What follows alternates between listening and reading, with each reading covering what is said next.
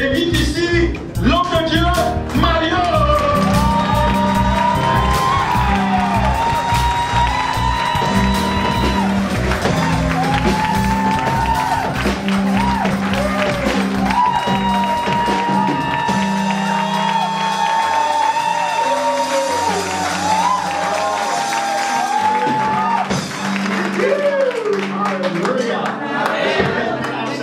Peut dire gloire à Dieu. Quelqu'un dans cette salle peut dire merci Jésus. Nous allons prier. Seigneur notre Dieu, notre Père, encore une fois ce matin, c'est un privilège d'être réunis en ton nom dans ce lieu.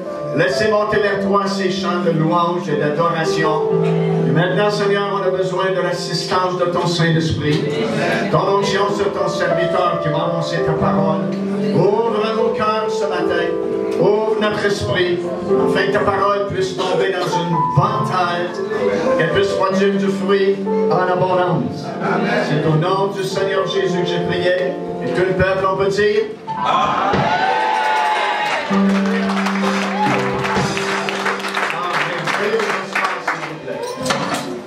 Il y a un privilège pour moi d'être avec vous ce matin.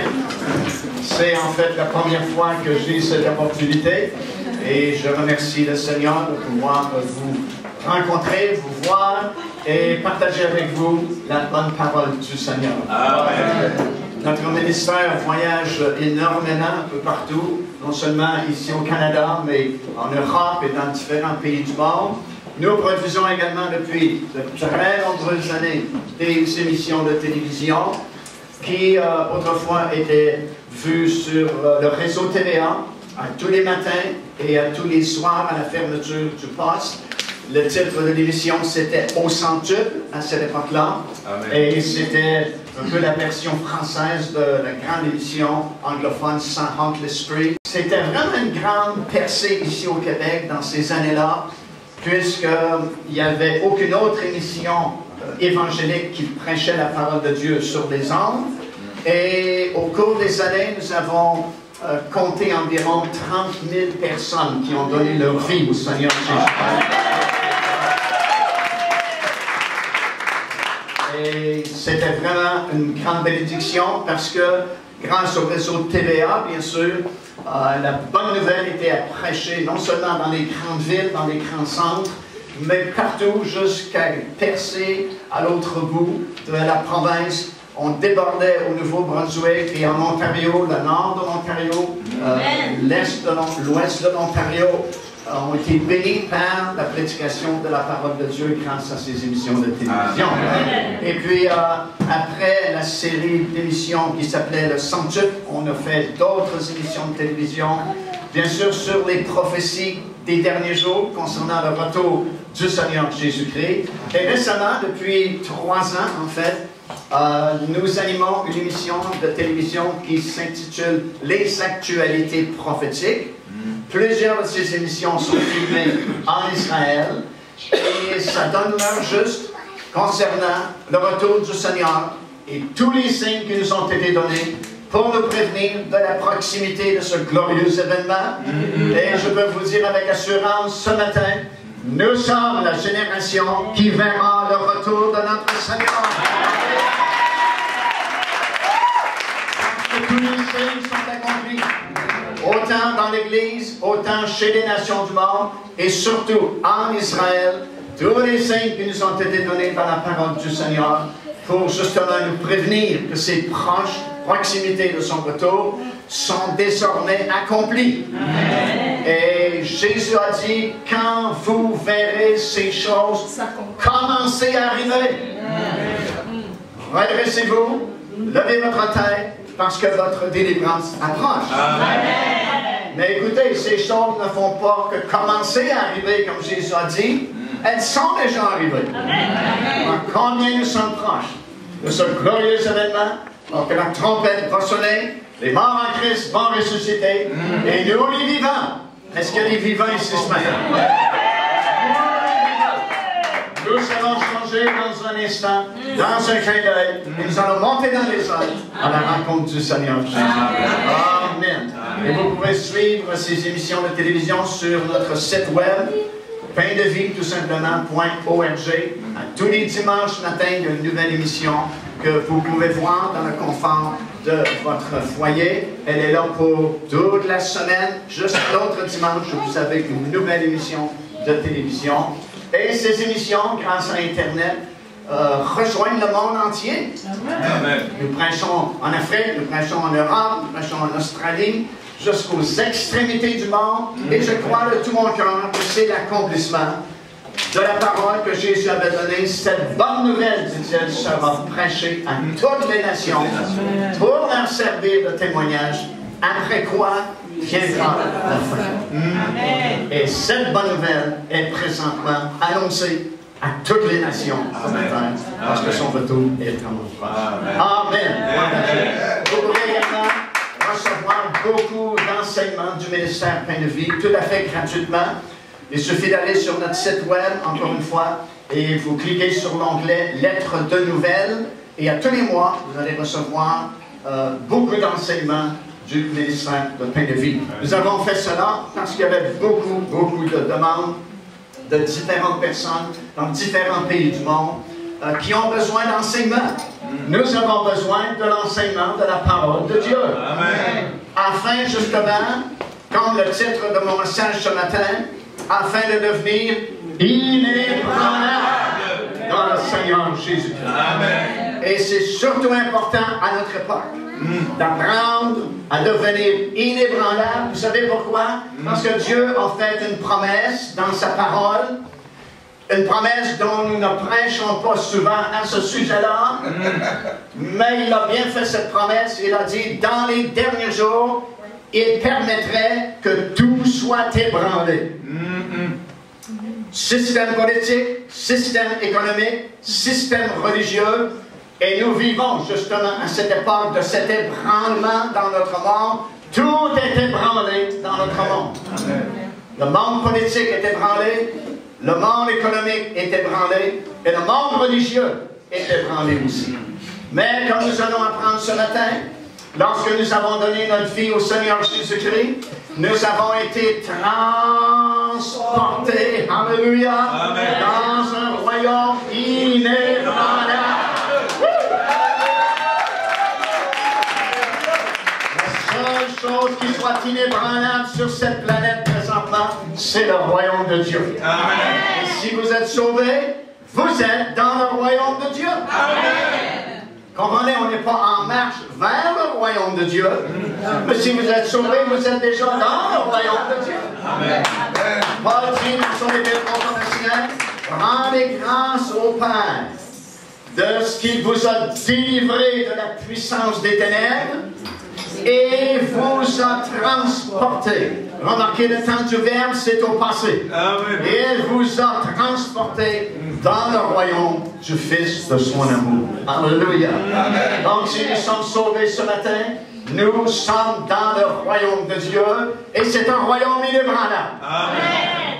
Sauf que nous avons besoin d'apprendre à devenir inébranlable dans un royaume qui est déjà inébranlable. Prenez votre Bible ce matin, j'aimerais lire quelques versets dans l'évangile de Matthieu, 7e chapitre, et je vais lire les versets 24 jusqu'au verset 27. Matthieu, chapitre 7, verset 24 jusqu'à 27. Voilà ce que dit le Seigneur Jésus.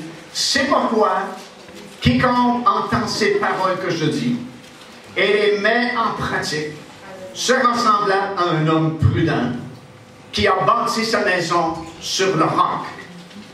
La pluie est tombée, les torrents sont venus, les vents ont soufflé et se sont jetés contre cette maison.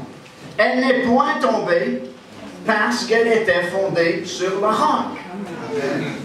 Mais quiconque entend ces paroles que je dis et ne les met pas en pratique sera semblable à un homme insensé qui a bâti sa maison sur le sable. La pluie est tombée, les torrents sont venus, les vents ont soufflé et ont battu cette maison. Elle est tombée dans la ruine et sa ruine a été grande. Jésus parle au sujet de deux maisons. Et ces deux maisons nous représentent ce matin, représentent nos vies. Nous sommes une ou l'autre de ces deux maisons-là. Et en apparence, si vous aviez eu le pouvoir de jeter un coup d'œil à ces deux maisons, en apparence, elles semblaient identiques. C'est comme si elles étaient probablement construites avec les mêmes matériaux, peut-être les mêmes couleurs, et au premier regard, elles semblent tout à fait identiques. Et la Bible dit, au cours des années, la pluie est venue, les torrents se sont formés, les vents ont soufflé contre les deux maisons. Une est restée debout, l'autre est tombée. Pourquoi une maison est-elle restée debout et l'autre est-elle tombée? Le secret était dans la fondation. Alléluia. La première maison était fondée sur quelque chose d'inébranlable, quelque chose de solide, sur le roc. L'autre maison était fondée sur du sable seulement. Et parce que la pluie est venue, parce que les vents ont soufflé sur ces maisons, parce que des torrents se sont formés autour de ces maisons, et parce que cette deuxième maison n'avait pas une fondation solide, ben les vents, les pluies, les torrents ont eu raison de cette maison et elle s'est écroulée. Et ça raconte nos vies, frères et sœurs. Pourquoi certaines personnes demeurent fidèles, inébranlables jusqu'à la fin de leur marche avec le Seigneur Jésus-Christ? Et pourquoi d'autres personnes, nous les perdons en cours de route? C'est pas que la parole est différente pour l'un et l'autre. C'est pas que le pasteur est différent pour l'un et l'autre. C'est pas que la prédication est différente pour l'un et l'autre. C'est une question de fondation. Sur quoi êtes-vous fondé ce matin? Si vous êtes fondé sur le roc, vous allez rester fidèle au Seigneur jusqu'à la fin. Amen. Si vous n'êtes pas fondé sur le roc, et le roc c'est le Seigneur Jésus-Christ, on va vous perdre en cours de route. Mais notre intention, c'est de rester inébranlable jusqu'à la fin, afin de recevoir le précieux héritage qui nous a été préparé avant même la fondation du monde et que nous allons posséder pour toujours lorsque nous serons avec le Seigneur. Alléluia! Amen. La fondation, c'est le Seigneur Jésus-Christ. Et on a une description vraiment très précise dans le livre des Actes des Apôtres, alors que nous remontons au tout début, au moment où l'Église a été fondée. Parce que vous devez savoir que l'Église n'est pas quelque chose d'éternel, ça n'a pas toujours existé, et ça n'existera pas toujours non plus. Un jour, Jésus est monté dans le nord d'Israël, dans un endroit qui s'appelait à l'époque Césarée de Philippe, qui aujourd'hui s'appelle Balias, et il a dit à ses disciples qui étaient avec lui, « Qui dit-on que je suis ?» Et les disciples ont émis les opinions qu'ils entendaient autour d'eux, parce que vous savez, ça n'a pas changé depuis 2000 ans. Si vous demandez aux gens leur opinion au sujet du Seigneur Jésus, vous allez avoir autant d'opinions probablement que de gens qui vous posaient la question. Alors ils ont dit, les uns disent que tu es Jean-Baptiste, et c'est quand même curieux qu'ils ont dit cela, parce que Jean-Baptiste venait d'être décapité. Les autres ont dit, non, tu es Jérémie ou un prophète. Mais Pierre, comme vous savez, s'est distingué parmi le groupe, et il a déclaré, tu es le Christ, le Fils du Dieu vivant. Et Jésus s'est retourné vers Pierre, a dit, tu es heureux, Simon Pierre, car ce n'est ni la chair ni le sang qui t'ont révélé cela, mais mon Père qui est là-haut dans les cieux. Et moi je te dis que tu es Pierre, et sur cette pierre, je bâtirai mon église. Remarquez le temps du verbe, il est au futur. Je bâtirai mon église. Donc l'église n'existait pas encore. En fait, c'est la première fois que le mot église apparaît dans votre Bible. Matthieu chapitre 16. Amen. Et eux-mêmes, les disciples ne comprenaient pas ce que Jésus voulait bâtir. Parce qu'il n'y en avait pas d'église. Si Jésus avait dit, je bâtirai ma synagogue, ils auraient tous compris ce que Jésus voulait faire. Mais il n'a pas dit, je vais bâtir ma synagogue. Il a dit, je vais bâtir mon église. Amen. Et ils ne peuvent pas comprendre c'est quoi une église, parce qu'il n'y en avait pas encore à ce moment-là. Alors il a dit, je bâtirai mon église, et les portes même du séjour des morts ne prévaudront point contre elle. Amen. Alors c'est inutile de combattre contre l'Église. Jésus dit, même les portes du séjour des morts ne prévaudront point contre elle.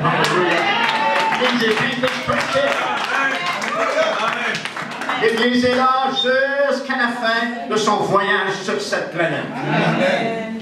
Alors l'Église n'a pas toujours existé. Jésus dit, je la bâtirai. Et nous savons qu'elle a débuté lorsque le Saint-Esprit est descendu sur les 120 quelques disciples qui étaient réunis dans la chambre haute après la résurrection du Seigneur Jésus-Christ. Amen.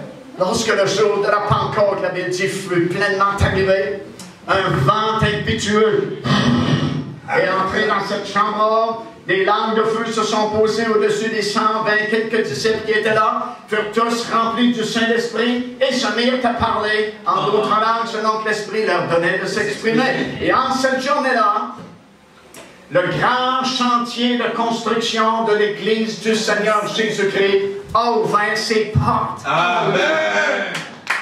C'est le début de l'Église. C'était dans le plan de Dieu depuis toujours. Vous savez, Dieu le Père, c'est comme l'ingénieur, celui qui a pensé au plan de l'Église. Jésus a été le contremaître qui est venu chercher un permis de construction sur cette planète. Amen. Le Saint-Esprit a été envoyé comme l'ouvrier pour construire l'Église. Et vous êtes les matériaux de construction.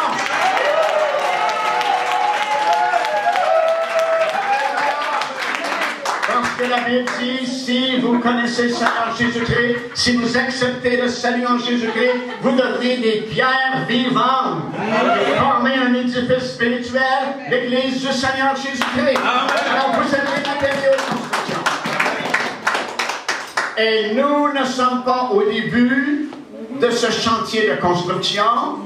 Nous sommes vers la fin de la période de construction, parce qu'il y a un nombre précis de personnes qui doivent être sauvées selon la parole de Dieu. Nous lisons ça dans Romains 11e chapitre, verset 25 jusqu'à 27. La Bible dit qu'Israël est tombé partiellement dans l'aveuglement, l'endurcissement, jusqu'à ce que la totalité des païens soit entrés. Entrés où? Dans l'Église. Et lorsque le dernier païen sera entré dans l'Église, le chauffeur va résonner, les morts en Christ vont ressusciter, et nous les vivants vont changer un instant. On va monter dans les airs. Et à ce moment-là, l'histoire terrestre de l'Église sera terminée. Amen. Parce qu'à compter de ce moment-là, nous serons connus sous le nom d'épouse du Seigneur Jésus-Christ. Ou nous serons connus sous le nom de la reine qui va régner avec le roi pour l'éternité. Amen. Si vous lisez, ou encore mieux, si vous méditez le psaume 45, ça va vous donner une idée de cet avenir glorieux qui nous est réservé, chacun de nous. Alors que le psalmiste parle au sujet de vous et moi, amen, et il nous appelle la reine, qui apparaît dans toute sa splendeur resplendissante, comme le psalmiste dit, avec des vêtements tissus d'or et brodés. Et elle est présentée au roi, alors qu'elle est introduite dans des palais d'ivoire. Alléluia! Ça, c'est nous dans le règne futur qui arrive bientôt. Amen. Alors que l'histoire terrestre de l'Église sera terminée et que désormais ce seront les 7 années de tribulation où Dieu va exercer ses jugements contre ce monde qui est en rébellion contre Dieu pour finalement revenir sur terre accompagné de tous ses rejetés de toutes les générations et établir son royaume sur cette terre. Et vous et moi allons régner avec lui dans ce monde nouveau qui arrive. Amen. Amen. Amen. Alors ce matin, nous ne sommes pas au début de la fondation de l'Église. Nous ne sommes plus à l'ouverture du grand chantier de construction. Non, nous sommes rendus presque à la toute fin. Il ne manque que quelques pierres vivantes dans l'édifice spirituel que l'Église du Seigneur Jésus-Christ. Et c'est pourquoi il y a tellement de bouleversement dans notre monde aujourd'hui. Parce que si nous, les enfants de Dieu, nous savons que nous sommes très proches de la fin, il y en a un autre qui le sait aussi. Amen. Amen. Et c'est pourquoi il déploie tous ses efforts pour empêcher le plus grand nombre possible d'être sauvé. Empêcher le plus grand nombre possible de participer à ce glorieux enlèvement qui est prévu pour bientôt. Et garder le plus grand nombre pour lui, pour le lac de feu, pour toujours. Et c'est pourquoi, à l'époque où nous vivons, nous avons besoin d'apprendre à devenir inébranlables dans un royaume qui est déjà inébranlable. Et pour ce faire, premièrement, il faut s'assurer que notre maison, notre vie, est fondée sur le roc. La fondation, c'est ce qui a fait la différence entre ces deux maisons. Et la fondation, c'est très simple à comprendre parce que, vous savez, l'enseignement de la parole de Dieu, c'est toujours très simple. Amen. Lorsque c'est trop compliqué, c'est parce que l'homme a inventé des choses. Mais l'enseignement pur et simple de la parole de Dieu, c'est facile à comprendre parce qu'il nous est révélé par le Saint-Esprit. Amen. Et quand le Saint-Esprit est descendu pour la première fois sur les 120 disciples dans la chambre haute, vous savez, 120 personnes qui reçoivent le baptême du Saint-Esprit en même temps et qui se mettent à parler en même temps, ça fait du bruit. Amen. L'Église est trop calme. Amen. Qu'est-ce qui attire le monde? Le bruit. Amen. Il y a très peu de gens qui vont terminer la soirée dans un cimetière. Pourquoi? Parce que c'est mort. Pourquoi est-ce que les gens se tiennent dans les clubs, les boîtes de nuit, les choses semblables? Parce qu'il y a du bruit, il y a du tapage, il y a de la vie. Là où il y a de la vie, il y a du bruit. Amen. Le petit bébé, quand il arrive dans ce monde, son premier bonjour, c'est quoi?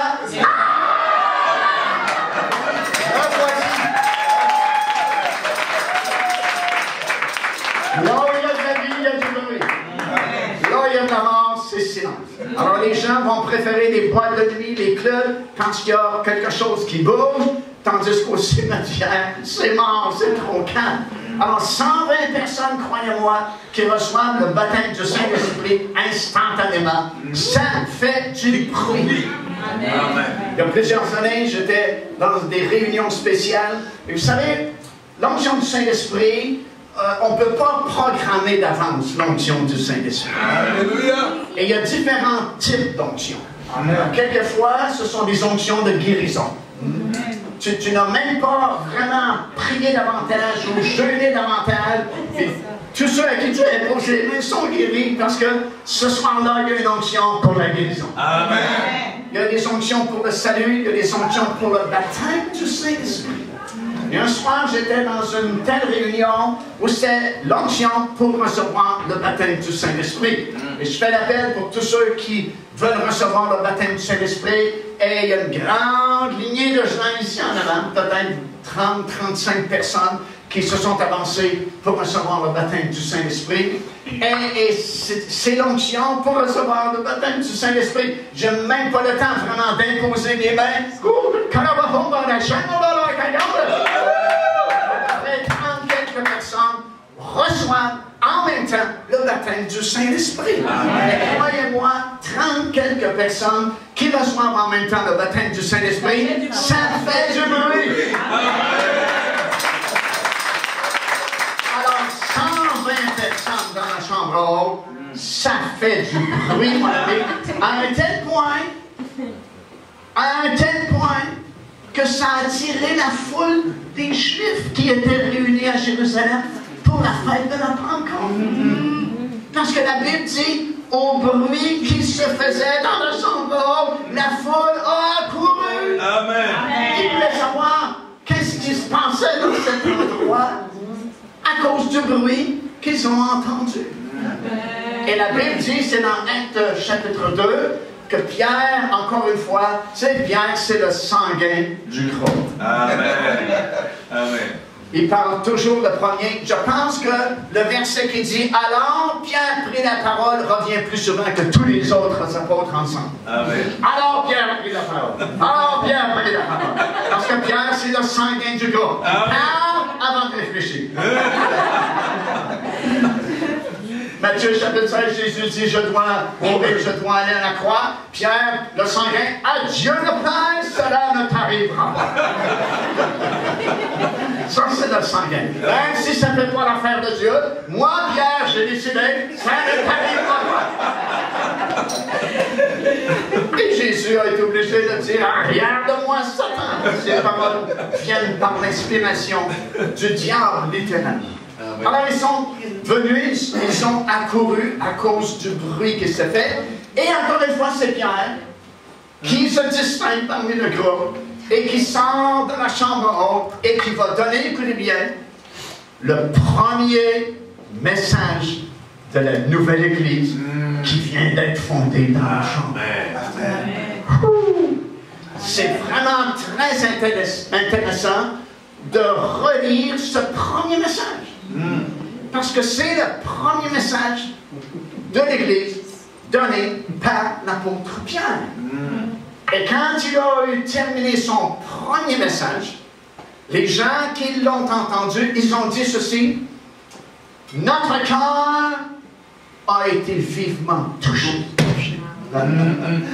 C'est le but de la prédication. Amen. Que ceux qui entendent la prédication de la parole de Dieu aient le cœur vivement touché. Amen. Et ça, c'est le travail du Saint-Esprit. Le Saint-Esprit, c'est lui qui convainc le monde de péché, de justice et de jugement. C'est bon de savoir ça parce que ça nous enlève un lourd fardeau de nos épaules parce que c'est pas notre travail de convaincre les gens.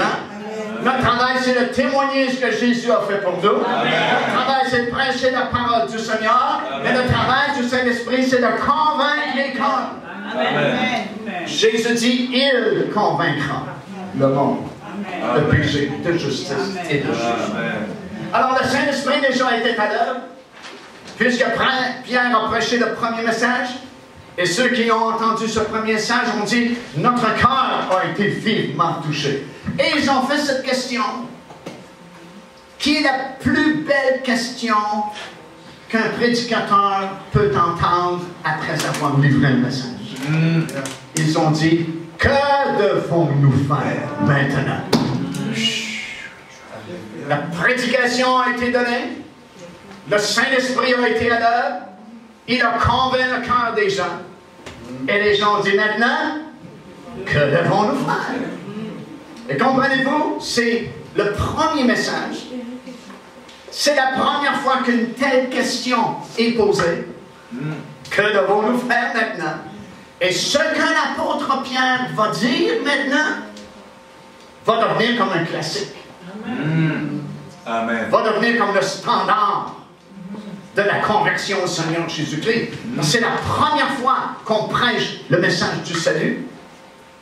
C'est la première fois que la question est posée. Que devons-nous faire maintenant? Et c'est la première fois qu'un enfant de Dieu va donner une réponse claire et précise. Que devons-nous faire pour être sauvés? Que devons-nous faire pour établir une solide fondation? Amen. Et Pierre va répondre ceci. La fondation consiste en trois choses. Une fondation tripartite. Premièrement, dit-il, repentez-vous. Amen. Tu ne peux pas être sauvé sans te repentir. Amen. Tu peux accepter une religion dans ta tête. Tu peux fréquenter les églises de ce monde autant que tu veux. Mais tant et aussi longtemps que tu ne penses pas par la repentance, tu ne peux pas être pardonné. Et si tu ne peux pas être pardonné, tu ne peux pas être sauvé. Amen. Alors, première chose que Pierre a dit, repentez-vous. Deuxièmement, soyez baptisés dans l'eau. Et troisièmement, recevez le Saint-Esprit. Alors vous avez vos trois parties.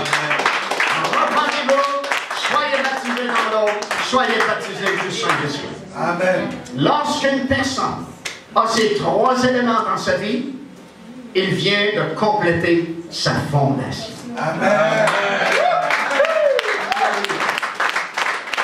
Quand il y a aussi longtemps qu'il te manque un élément de ces trois éléments, ta fondation n'est pas complète. Amen. Wow. Parce que c'est la réponse que Pierre a donnée qui devient un classique pour l'Église, qui devient le standard pour chaque personne qui accepte le Seigneur Jésus-Christ. Amen. Ta fondation, c'est repens-toi, sois baptisé dans l'eau et reçois le Saint-Esprit. Alléluia. Encore une fois, tant et aussi longtemps que ces trois choses ne sont pas dans ta vie, ta fondation n'est pas encore complétée. Et c'est drôlement important, comme on vient de lire dans Matthieu chapitre 7, d'avoir quelque chose de solide comme fondation. Amen. Parce que Dieu dit que dans ces derniers jours, il va ébranler tout ce qui est ébranlable dans ce monde, afin qu'on puisse discerner le royaume de Dieu, seule puissance qui est inébranlable. Amen. Alors c'est simple, la fondation, c'est repens-toi. Et vous savez, la meilleure définition de la repentance que j'ai trouvée dans la parole de Dieu, c'est d'être entièrement soumis à la parole de Dieu. Amen.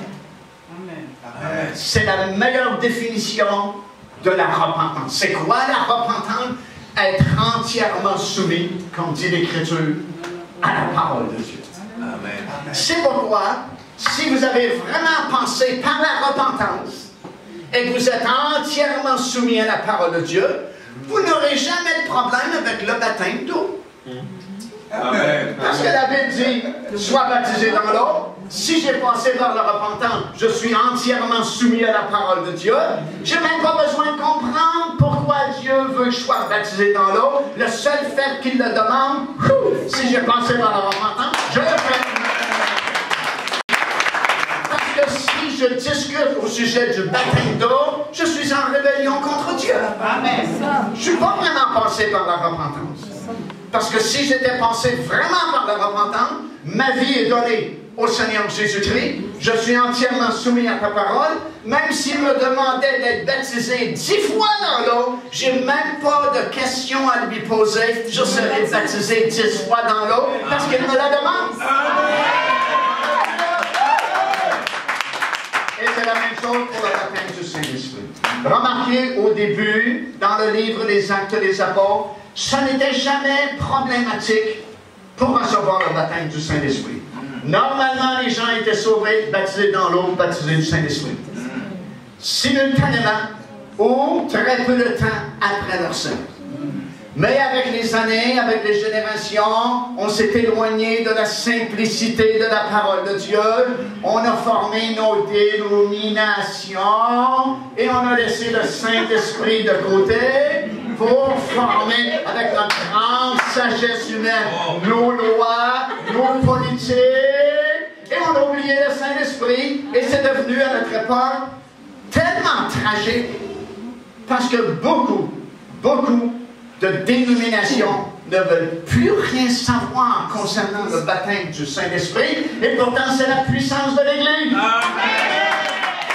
Jésus a dit, vous recevrez une puissance, le Saint-Esprit. Alors si nous rejetons le Saint-Esprit, nous rejetons le baptême du Saint-Esprit, quelle sorte de puissance nous reste-t-il? Notre propre puissance.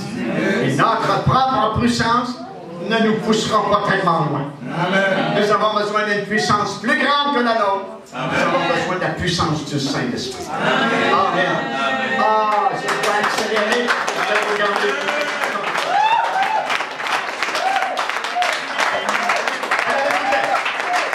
Avec cet enseignement Jésus-Christ, vous avez été transportés dans un royaume immémorial. Mais quand on accepte le Seigneur Jésus-Christ, nous naissons de nouveau. C'est une nouvelle naissance. Et quand vous êtes né pour la première fois, croyez-le ou non, vous n'êtes pas arrivé dans ce monde tel que vous êtes ici ce matin. Amen. Vous êtes venus dans ce monde comme un petit bébé. C'est difficile à croire, mais c'est vrai. Et en tant que bébé, on devait s'occuper de vous. On devait vous apprendre toutes choses. On devait vous apprendre à manger par vous-même, à vous habiller par vous-même, à prendre soin de vous-même. Et ça a donné le résultat que nous pouvons voir ici ce matin dans cette salle. Amen. Amen. Amen. Ben, c'est la même chose qui se produit lorsqu'une personne accepte le Seigneur Jésus-Christ. C'est pour ça que la Bible appelle ça une nouvelle naissance. Vous êtes nés de nouveau dans un royaume inébranlable, mais vous n'êtes pas nés adultes ou matures ou déjà inébranlables. Vous êtes arrivés comme un petit bébé dans le monde spirituel. Amen. C'est pourquoi les pasteurs et les autorités dans les églises sont souvent beaucoup plus autour des nouveaux que des anciens. Parce que le nouveau a besoin de soins particuliers. On a besoin de lui apprendre les choses, les fondamentales du royaume de Dieu. Tandis que les plus âgés dans le royaume, ben, normalement, ils sont censés être plus matures, sont censés être plus équilibrés, et ainsi de suite.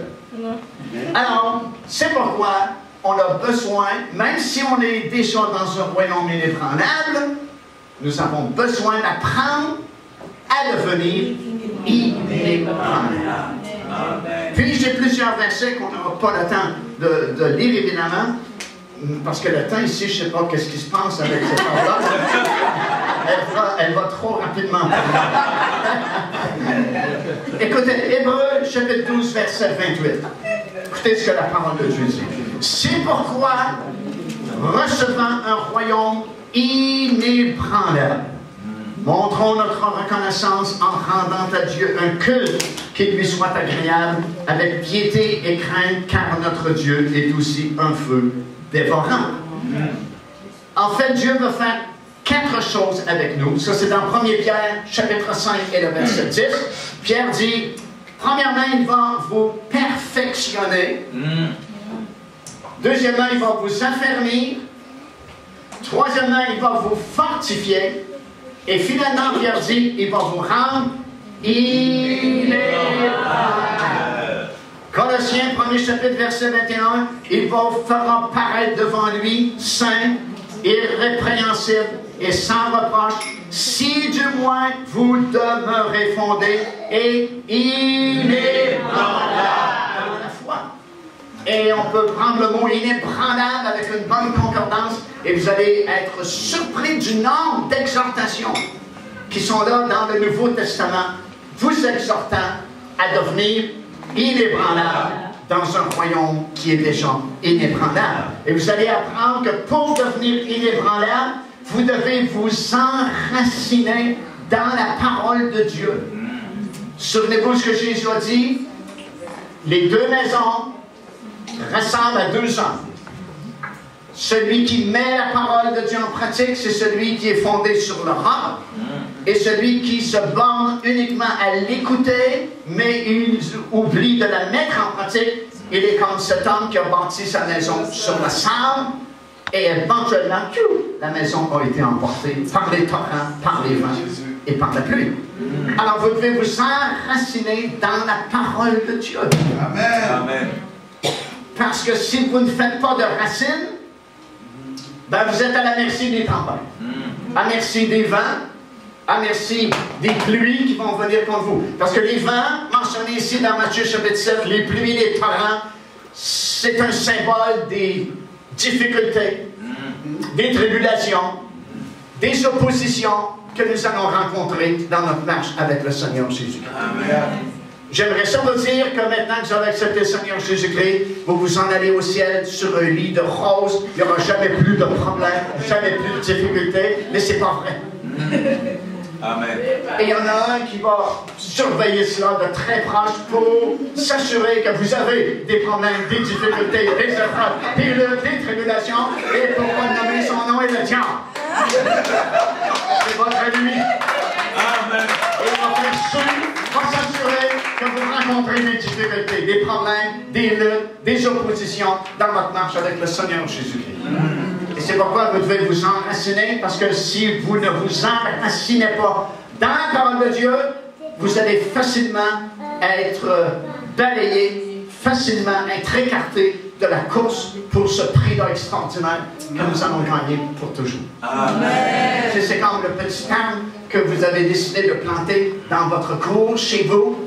Puis bon, vous avez réussi, vous avez fait le trou, vous avez placé de la bonne terre et planté votre tout petit arbre et vous entrez à la maison et vous laissez passer quelques minutes et vous vous dites non, après tout, non, j'aimerais mieux que cet arbre soit ici. Alors vous le déracinez et puis vous le plantez à nouveau ici, vous faites le trou, vous mettez de la bonne terre, puis vous rentrez chez vous à la maison, et puis quelques jours plus tard, vous dites non, finalement, j'aimerais mieux ici. Alors vous le déracinez et vous le replantez.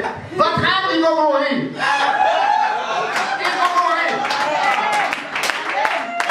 Pourquoi il va mourir? Parce que vous ne lui donnez pas le temps de faire des racines. Si vous ne faites pas des racines dans la parole de Dieu, vous allez mourir aussi. Tout le temps, on va vous perdre à un moment donné. On ne vous verra plus dans les réunions. Pourquoi? Parce que vous avez été facilement déracinés parce que vous n'aviez pas de racines. Amen. Alors pour être fondé sur quelque chose de solide, pour devenir inébranlable, vous devez faire des racines dans la parole de Dieu. Faire des racines dans la parole de Dieu, c'est de méditer la parole du Seigneur. Que la parole soit en vous et que vous soyez dans la parole de Dieu. Amen. C'est la même chose dans Jean chapitre 15, une merveilleuse promesse. Jésus a dit ceci: si vous demeurez en moi et que mes paroles demeurent en vous, demandez ce que vous voudrez et cela vous sera accordé. Amen. Amen. Wow! Quelle promesse! Si vous demeurez en moi, plus grand mot de la Bible, si. Si vous demeurez en moi et que mes paroles demeurent en vous, demandez ce que vous voudrez et cela vous sera accordé. Est-ce possible que nous ne recevons pas l'exaucement de nos prières parce que nous ne demeurons pas assez en lui et que ses paroles ne demeurent pas assez en nous? Bonne question, frère. Très bonne question. Ça nous permet de réfléchir peut-être cet après-midi. Parce que, wow, c'est une carte blanche que le Seigneur nous donne ici. Amen. Il dit, demandez ce que vous voudrez. Demandez ce que vous voudrez. Amen. Alors, demandez ce que vous voudrez. Et cela vous sera accordé. Amen. Donc, vous devez faire des racines. Si vous faites des racines, vous allez devenir inébranlable. Vous allez être comme cet homme dont le psaume 1er, verset 3 nous parle. Il est comme un arbre planté près d'un courant d'eau qui donne son fruit en sa saison et dont le feuillage ne se flétrit point. Tout ce qu'il fait lui réussit.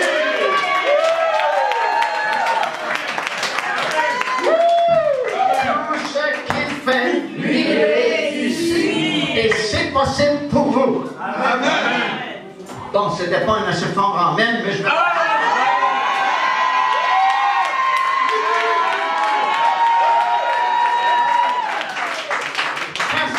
C'est la vérité de la parole de Dieu. Vous pouvez être cette personne-là, plantée près d'un courant d'eau, portant son fruit en sa saison, et dont le feuillage ne se flétrit point. Tout ce que vous allez entreprendre va réussir. Parce que vous êtes devenu inébranlable dans un royaume qui est déjà inébranlable. Alléluia! Peut-être vous dites, frère Massicotte, vous ne me connaissez pas. Ça, c'est pas moi. Je ne suis pas cette personne que vous parlez, à qui tout réussit, dont le feuillage ne se flétrit point, qui est planté près d'un courant d'eau, qui porte du fruit en sa saison. Et vous savez une chose? Dieu voit des choses en vous que probablement vous ne voyez même pas. Amen. Dieu voit un potentiel ici ce matin en chacun de vous que vous ne soupçonnez peut-être même pas. Parce qu'écoutez, le diable a fait son travail pour nous rabaisser, pour nous accuser, pour nous démolir, pour nous dire que nous ne sommes bons à rien, que nous n'arriverons jamais, que nous ne réussirons jamais, parce que nous sommes trop petits, ou pas assez instruits, ou pas assez riches, ou on ne vient pas d'une famille assez influente, ou on ne connaît pas les bonnes connexions pour réussir. Ce sont des mensonges de l'ennemi que nous avons écoutés, crus et mis en pratique. Mais Dieu parle d'un potentiel extraordinaire. Il dit même à chacun de vous ici ce matin que vous pouvez tout par celui qui vous fortifie. Alors vous avez le choix de croire les mensonges de l'ennemi et de toujours marcher la tête basse et dire, oh, nous sommes nés pour un petit pain, nous ne sommes pas nés dans la bonne famille, nous n'avons pas les ressources nécessaires, et ainsi de suite. Ou vous pouvez déclarer, oh, un instant, il y a eu un miracle qui s'est fait dans ma vie, je suis né de nouveau, j'ai été transporté dans la royaume de Dieu, je suis quelqu'un en Jésus-Christ, et je prie tout par celui qui m'a fortifié, le Seigneur Jésus. Je termine avec ceci, je vous donne un exemple, qui est un exemple parfait pour ce que je viens de partager avec vous, qui nous est raconté dans le livre des Juges, le 6e chapitre, probablement une histoire que vous connaissez très bien, l'histoire de Gédéon. Amen. Écoute, à l'époque de Gédéon, Israël est en conflit avec Madian. Madian, c'est l'ennemi d'Israël à cette époque-là. Et à chaque fois qu'Israël va faire les semailles, Madian va venir, va détruire les semailles d'Israël et va apporter le butin dans son pays. Et le peuple est obligé de vivre, la Bible dit, dans des cavernes, dans des rochers. Ils sont obligés de se cacher parce qu'ils ont peur de Madian qui littéralement écrase Israël. Le peuple est déprimé, il n'y a pas de joie en Israël, tout le monde est triste parce que l'ennemi est plus fort qu'Israël. Et un beau jour, Gédéon est en train de presser le blé ou l'orge. Et il y a une visite surnaturelle qu'il ne s'attendait pas de voir. L'ange de l'Éternel lui apparaît. Et vous savez comment il a salué Gédéon? Il lui a dit, l'Éternel est avec toi, vaillant héros. Probablement qu'il se ressentait plutôt comme un zéro, comme souvent on se ressent, mais l'Éternel ne voyait pas le zéro, il voyait héros. Amen. Il dit, l'Éternel est avec toi. Vaillant héros. Mais Gédéon est loin d'être convaincu d'être un vaillant héros et va expliquer à l'ange de l'Éternel que c'est pas possible qu'il soit un vaillant héros parce que, dit-il, si l'Éternel est avec nous, comment se fait-il que l'ennemi est plus fort que nous? Si l'Éternel est avec nous, comment se fait-il qu'il vient voler nos récoltes? Comment se fait-il que nous sommes déprimés? Si l'Éternel est avec moi, comment se fait-il qu'on est obligé de se cacher dans les cavernes, dans les ravins, à cause de notre ennemi? Amen. Et vous savez ce que l'ange de l'Éternel répond à Gédéon? Il lui dit, va avec la force que tu as et délivre Israël. Amen. De la main de Madian. Tu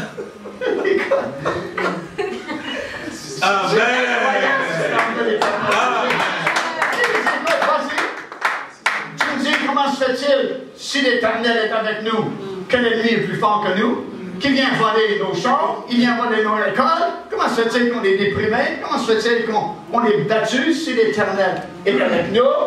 Et l'ange de l'Éternel lui répond, va avec la force que tu as et délivre Israël.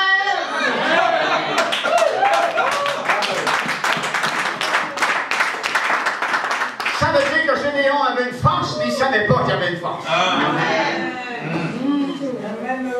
Comme chacun d'entre vous ici, vous avez une force extraordinaire. Mais souvent, vous ne le savez pas. le diable a peur de vous. Vous avez peur du diable, mais le diable a peur de vous. Amen. Pourquoi? Parce que le diable sait plus que vous. Le diable connaît plus que vous. Parce que le diable sait que vous avez une force et vous ne savez pas que vous avez une force. Comme Gédéon. Gédéon avait une force pour détruire l'ennemi d'Israël, mais il ne le savait pas. Il ne le réalisait pas jusqu'à ce que l'ange de l'Éternel lui dise « Mais c'est pas compliqué, va avec la force que tu as. » Et il va à Israël de son ennemi. Alors il n'est pas plus convaincu et il va tenter d'expliquer. Oh, on est fort pour expliquer à Dieu. Comment on ne peut pas, on n'est pas capable, on ne pourra pas, ça ne marchera pas. On est spécialiste pour expliquer à Dieu ces choses. Alors Gédéon explique à l'ange de l'Éternel que c'est pas possible d'aller avec la force qu'il a. Pourquoi? Parce que, dit-il, ma famille est la plus pauvre en Manassé. Et non seulement ma famille est la plus pauvre en Manassé, mais il ajoute, et je suis le plus petit dans la famille la plus pauvre. Oh, ça nous rassemble, n'est-ce pas? On explique à l'Éternel pourquoi ça ne marchera pas, pourquoi on ne peut pas être victorieux, pourquoi on ne peut pas triompher, parce que notre famille est la plus pauvre en Israël. Et parce que moi, je suis le plus petit dans la famille la plus pauvre. Alors, qu'est-ce que Gédéon veut dire? Ange de l'Éternel, tu t'es trompé. Tu ne t'es pas adressé à la bonne personne. Tu aurais dû choisir la famille la plus riche en Israël et le plus grand dans la famille la plus riche. Mais tu n'as pas vérifié vraiment, tu es tombé sur la famille la plus pauvre et sur le plus petit dans la famille la plus pauvre.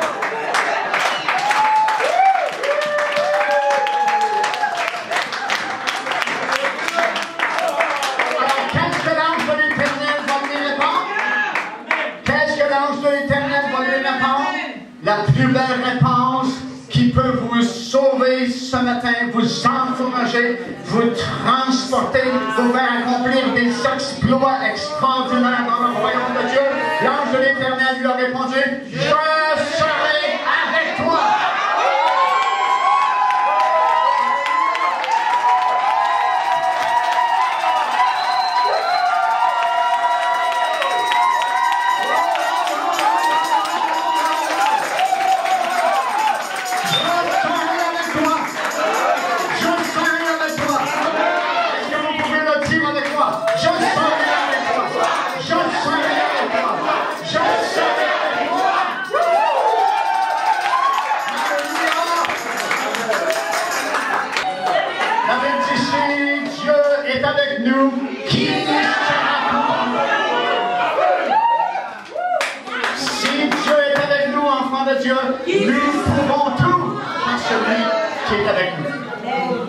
C'est la plus belle déclaration que vous pouvez entendre de toute votre vie. Peut-être que vous êtes dans des difficultés ce matin. Peut-être que des grands besoins dans votre vie ce matin. Peut-être que les épreuves terribles que vous vivez, que vous traversez. Mais vous n'êtes pas seul. Dieu dit, je serai avec toi. Il est avec nous. Il est avec nous dans les bons moments. Il est avec nous dans la victoire, mais il est avec nous dans la fournaise ardente aussi. Il est avec nous au milieu de l'épreuve. Il est avec nous quand il y a des difficultés. Il est avec nous lorsque le diable nous attaque par la maladie. Dieu ne nous abandonne pas. Il a dit, jamais je ne t'abandonnerai, jamais je ne te délaisserai. L'ange de l'Éternel lui dit, je serai avec toi. Et tu battras ma guerre. Mais Gédéon, c'est un dur à cuire. Il n'est pas encore convaincu. Même si Dieu lui dit, je serai avec toi et tu vas battre Madian. Il a dit, laisse-moi mettre un signe devant toi. Amen. Une toison. Pour savoir vraiment si ce que tu dis est la vérité. Vous savez, c'est dangereux quelquefois jouer ce petit nom et tu l'appelleras Jean, parce que c'est lui qui va préparer le chemin pour le Messie. Wow, c'est quelque chose. Et Zacharie n'est pas convaincu. Il dit, ça me prend un signe pour savoir si j'ai vraiment vrai ce que tu dis. Écoute, c'est dangereux de jouer ce petit jeu-là, parce qu'il dit, voici le signe que je te donne. Tu es muet maintenant, jusqu'à la naissance de ton fils.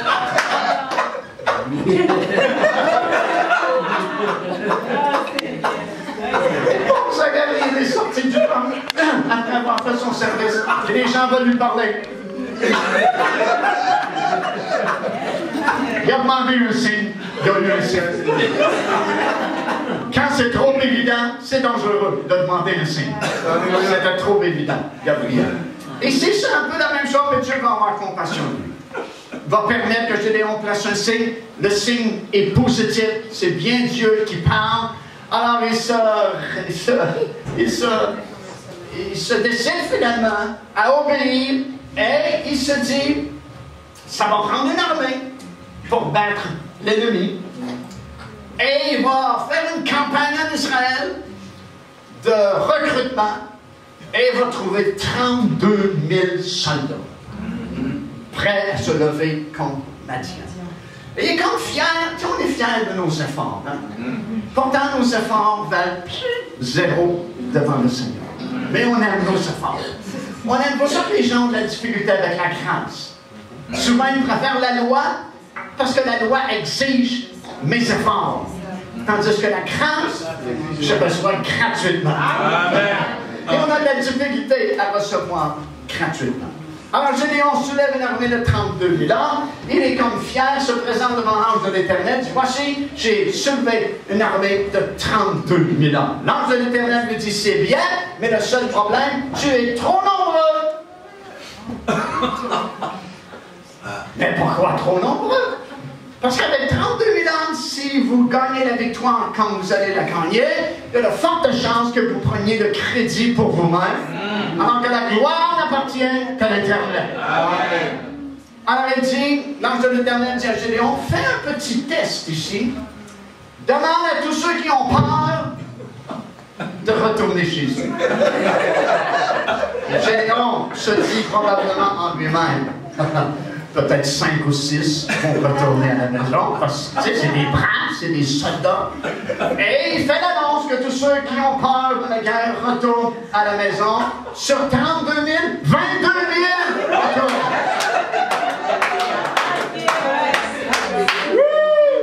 Il ne lui reste que 10 000 soldats. Alors il se représente devant l'ange de l'Éternel et il dit, wow, je m'attendais vraiment pas à cela. Mais 22 000 sur mes 32 000 avaient peur et ont décidé de retourner à la maison. Il ne m'en reste que 10 000, Seigneur. L'ange de l'Éternel lui dit, même avec 10 000, vous êtes encore trop nombreux. Alors voici un deuxième test. Conduis-les vers le courant d'eau et demande-leur de boire dans le courant d'eau. Et ceux qui se pencheront pour prendre de l'eau avec leurs mains et porter l'eau à leur bouche, tu les sépareras de ceux qui boiront directement dans le torrent d'eau. Gédéon s'exécute, demande à ses 10 000 soldats de boire, et sur 10 000, il y a seulement 300 qui ont porté l'eau à leur bouche avec leurs mains. 7 700 autres ont plongé. Il va être déprimé encore plus. Et l'Éternel dit, c'est avec ces 300-là que tu vas battre Madian.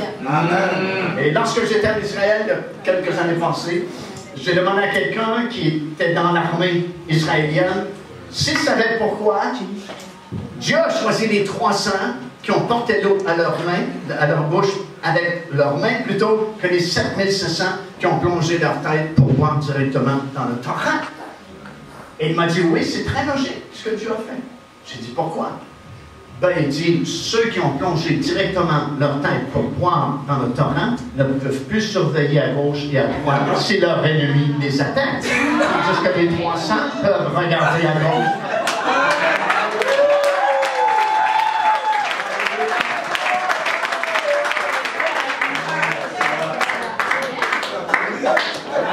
Mais Gédéon n'est pas encore convaincu à 100%. C'est un dur à cuire. Alors l'Éternel me dit, écoute, va au camp de l'ennemi. Et si tu as peur d'y aller seul, vas-y avec ton serviteur et entends ce qu'il dit. Alors Gédéon a pris son serviteur et ils sont allés tous les deux sur le sommet des montagnes, là où était le camp de Madian, et ils font ce que l'Éternel a dit, écoute leur conversation. Et soudainement, il y a deux hommes qui se parlent entre eux. Et un dit à l'autre, j'ai fait un drôle de songe cette nuit. J'ai vu un pain d'orge rouler dans notre campement et nous écraser totalement. Et l'autre répond, c'est Gédéon. Et là, Gédéon a été convaincu. Parce que, écoute, personne ne pouvait savoir le nom de Gédéon dans le camp de Madian, parce qu'il est la famille la plus pauvre en Israël, et il est le plus petit dans la famille la plus pauvre en Israël. Son nom n'était même pas connu en Israël, il ne peut pas être connu dans le camp de l'ennemi. Mais c'est une révélation que Dieu a donnée au camp de l'ennemi, et a fait paraître Gédéon comme un fameux héros.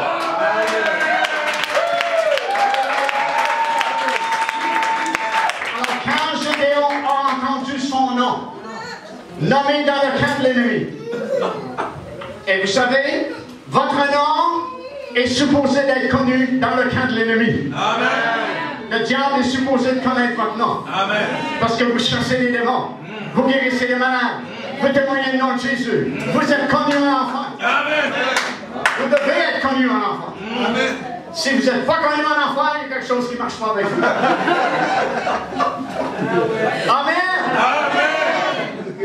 Quand Paul chassait les démons au nom de Jésus, vous savez, c'est les messieurs juifs qui sont venus, puis ils voulaient chasser les démons au nom de Jésus que Paul prêche. Les démons ont dit, on connaît Paul. Les démons connaissent Paul. Les démons connaissaient Paul. Les démons ont dit, on connaît Paul. On connaît Jésus. Mais vous, on ne vous connaît pas. Votre nom circule dans l'univers. Peut-être vous pensez que vous êtes la famille la plus pauvre de votre assemblée. Peut-être vous dites, je suis la plus petite personne de la famille la plus pauvre. Mais wow, votre nom est connu dans l'univers. Votre nom circule dans l'univers.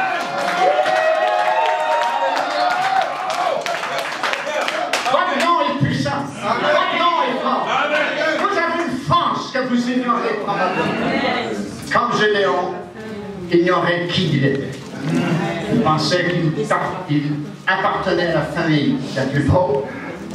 Il pensait qu'il était la plus petite personne de la famille la plus pauvre. Mais c'était un vaillant héros qui s'ignorait. Lorsqu'il a entendu l'ennemi prononcer son nom, et il s'est dit, ils ne peuvent pas connaître mon nom. Mon nom n'est même pas connu en Israël. C'est sûrement l'Éternel qui a déjà préparé la bataille et a déjà préparé la victoire. Et c'est ce que vous allez découvrir. L'Éternel a toujours préparé la victoire avant même que le conflit arrive. Il a déjà préparé la victoire. Il a déjà vaincu l'ennemi.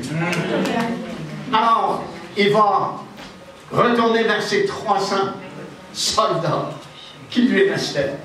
Et il va dire ceci, écoutez bien mes instructions. Vous allez chacun prendre un chauffeur, une trompette, chacun un flambeau et chacun une cruche. Et on va diviser en 3 groupes de 100 soldats. Et ce n'est qu'à mon commandement qu'ensemble, les 300, vous allez sonner, faire résonner le chauffeur et vous allez briser vos cruches. Et lorsqu'ils se sont exécutés, j'ai dit au début de ce message, 120 personnes qui parlent en langue soudainement, ça fait un bruit très fort, très puissant. Mais 300 chauffeurs qui résonnent en même temps, et 300 cruches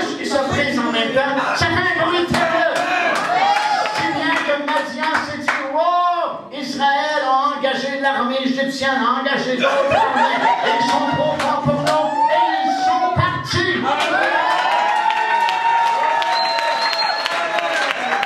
Et Gédéon a couru après eux, a infligé une grande défaite à Madian parce que l'Éternel lui avait dit, je serai avec toi. Laisse-moi faire acclamer le Seigneur.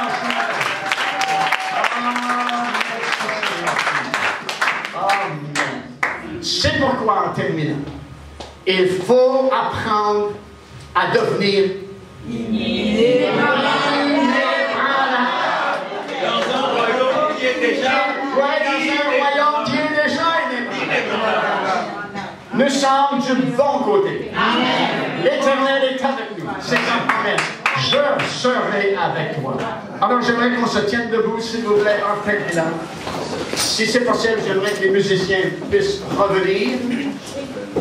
Et écoutez bien, ce message, c'est pour vous ce matin. Chacun d'entre vous.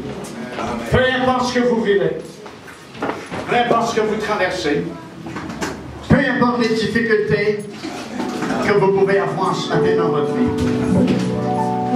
Peu importe si l'ennemi est venu détruire votre moisson. Peut-être qu'il y a des besoins financiers. Peut-être qu'il y a des besoins de guérison. Peut-être qu'il y a des besoins de victoire. Peut-être que vous ne réalisez pas tout le potentiel que Dieu a déposé en vous ce matin. Peut-être que vous êtes une personne comme Gédéon et vous vous dites, j'appartiens à la famille la plus pauvre. Et je suis la plus petite personne dans la famille la plus pauvre. Je n'ai pas de ressources humaines. Je n'ai pas d'argent. Je n'ai pas d'influence. Je ne connais pas de grand nom dans son monde. Et aux yeux de Dieu, c'est un vaillant héros. Parce que l'Éternel a promis. Il a dit, je serai avec toi. Et tu vaincras Madian. Et parce qu'il est avec vous ce matin, vous allez vaincre la maladie. Amen. Vous allez vaincre la pauvreté. Amen. Vous allez vaincre le complexe d'infériorité. Parce qu'il y a une force en vous, il y a un potentiel en vous que Dieu a déposé, que vous ne réalisez peut-être même pas encore ce matin. Et en méditant la parole du Seigneur, en apprenant à devenir inébranlable, dans un royaume qui est déjà inébranlable, vous allez apprendre aussi à vaincre les attaques de l'ennemi, à triompher de toutes ces choses que l'ennemi place sur votre chemin pour vous ralentir et vous empêcher de connaître la gloire de notre Seigneur. J'aimerais qu'on chante en terminant ce refrain qu'on va chanter tout à l'heure, Majesté. Il est notre Dieu, il est notre Seigneur. C'est notre majesté, le Seigneur Jésus, qui a promis à chacun de vous ici ce matin, je serai avec toi et tu vaincras. Tu vaincras. Parce que je serai avec toi. Et si pendant que nous chantons, il y a des gens qui ont un besoin urgent. Peut-être qu'il y a des gens qui ont été vraiment touchés ce matin et qui se sont dit, waouh, c'est vraiment ce que je vis, ce que j'expérimente. Et je veux, à partir de ce matin, changer ma façon de penser, changer ma façon de croire, et je veux croire au potentiel que Dieu a placé sur moi. Peut-être qu'il y a des gens ici ce matin qui ne sont pas encore baptisés du Saint-Esprit. Pendant que nous allons chanter ce petit refrain, ceux et celles à qui le Saint-Esprit a parlé, venez, avancez-vous ici en avant. Les pasteurs vont m'aider. Nous allons imposer nos mains au nom du Seigneur Jésus-Christ. Et vous allez recevoir, parce que Jésus a dit, je serai avec toi et tu vaincras. Oh, chantons-le ensemble.